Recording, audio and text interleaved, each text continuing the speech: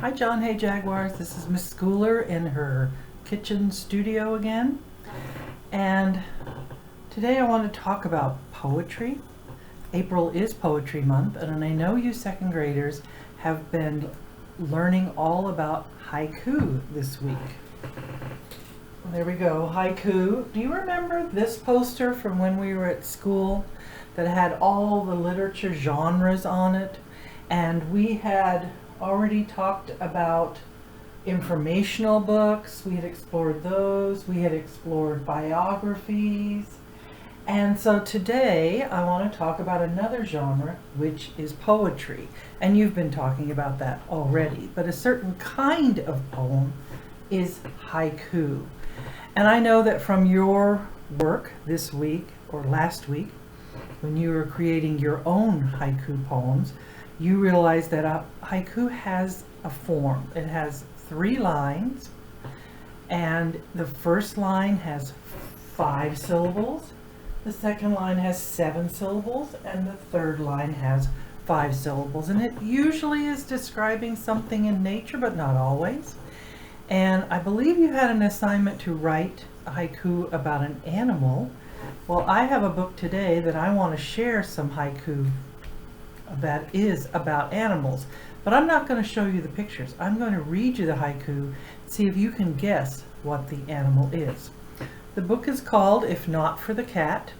It's written by Jack Prelutsky. He's written a lot of poetry, but these are all haiku. He writes other kinds too. It's illustrated with paintings by Ted Rand, and it is published by HarperCollins, and so we really want to thank them for allowing me to read this to you.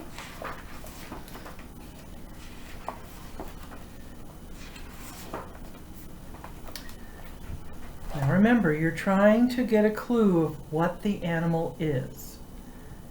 If not for the cat and the scarcity of cheese, I could be content.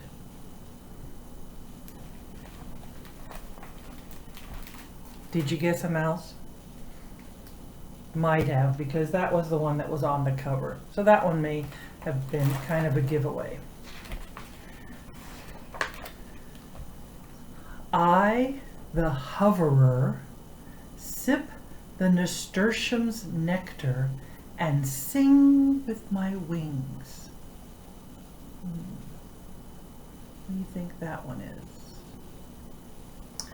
Well, if you guessed a hummingbird, you were correct. Nasturtium is a type of flower. Do you see the syllables? I, the hoverer, 5 syllables. Sip the nasturtium's nectar. Sip the nasturtium's nectar. 7 syllables. And sing with my wings. And sing with my wings. Remember, it's not 5 words on each line or 7 words. It's the syllables. Okay, this one's my favorite in the whole book. It has great vocabulary. Boneless, translucent, we undulate, undulate gelatinously. I'm going to say that one again because I love it so much. Boneless, translucent, we undulate, undulate gelatinously. Told you it had some great words. And that is a jellyfish. Boneless, they don't have any bones. Translucent means that you can kind of see through them a little bit. We undulate, undulate. And then look at the last line. The whole line is one word. 5 syllables in that one word. Gelatinous. It's kind of like Jello. I am slow, I am, slowest of the slow I am, in my tree I am. No, it's not a turtle, which some people might think, or a snail because it's slow, but you have to get the clue in the last line which talked about tree. It's a sloth.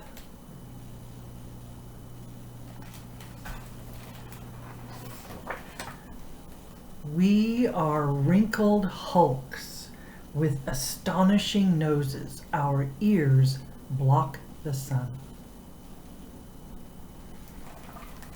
Did you guess elephants?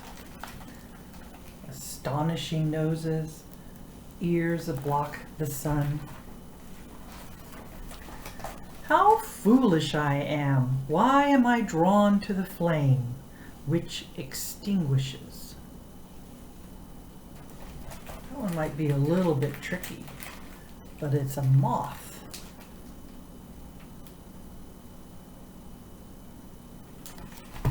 Notice none of these haikus say the name of the animal in the haiku. Raucously we caw, your straw men do not fool us. We burgle your corn.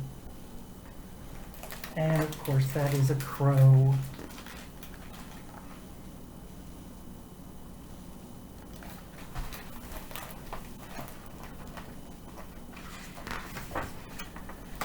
I snack on my back, crack my dinner on my chest. Bliss in the water. A sea otter. Bliss, absolute happiness. Don't think about it. Just leave the vicinity if you hear my tale. And that, of course, is a rattlesnake.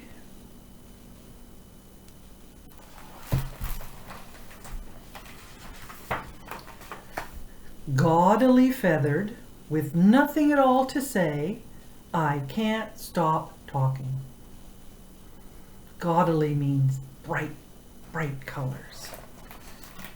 And that's the parrot. Talks a lot, but has nothing to say.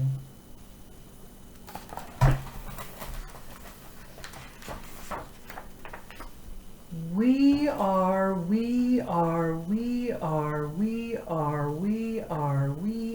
many in our hill. I bet you guessed that was ants. Look at all the repetition of the words in that one. And they're short little words that kind of look like little ants going across the page. We are. Except for one red one down here.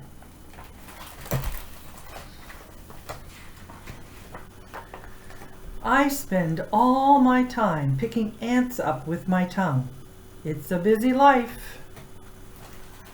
And that's the anteater eating those ants.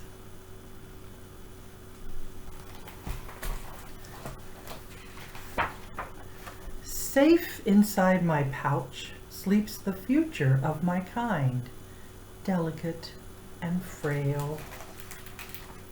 And of course that is the kangaroo.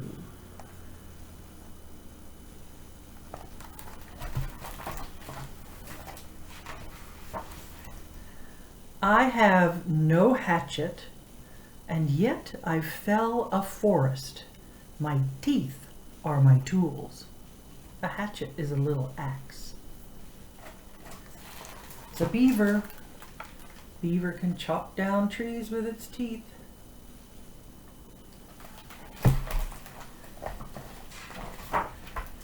From nests in the clouds, we survey our dominion with telescope eyes.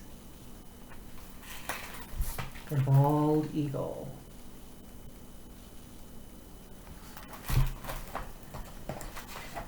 And this is, oh, no, it's not the last one.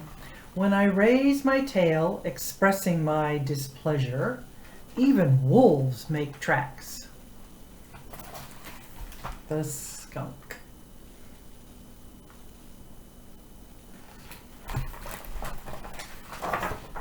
And here's the last one. Listen carefully.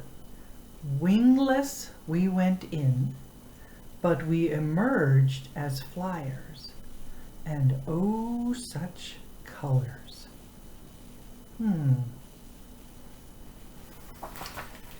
Butterflies. Wingless they went into the cocoon, but then they emerge as flyers with lots of colors.